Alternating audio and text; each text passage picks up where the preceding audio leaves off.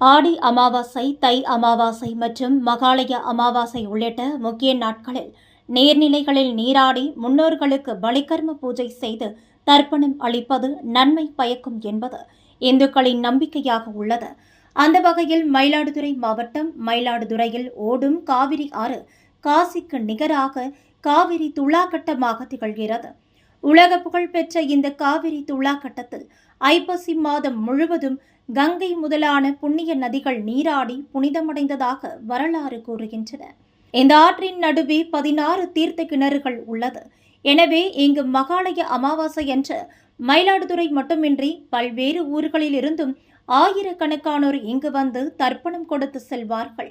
இந்நிலையில் இந்த ஆண்டு காவிரியில் தண்ணீர் குறைந்த அளவில் இருப்பதால் உலக புகழ்பெற்ற மயிலாடுதுறை காவிரி துலாக்கட்டத்தில் மகாளய அமாவாசையை முன்னிட்டு முன்னோர்களுக்கு பலிகர்ம பூஜைகள் செய்து தர்ப்பணம் கொடுக்க குறைந்த அளவே பொதுமக்கள் காணப்படுகின்றனர். மேலும் வீடுகளிலேயே குளித்துவிட்டு காவிரி கரைக்கு வந்த பொதுமக்கள் பூஜைகள் செய்த பிண்டங்களை காவிரியில் கரைத்துவிட்டு செல்கின்றனர். இதுபோன்ற முக்கிய தினங்களில் காவிரியின் தண்ணீர் திறந்துவிட வேண்டும் என்று பொதுமக்கள் கோரிக்கை விடுத்துள்ளனர்.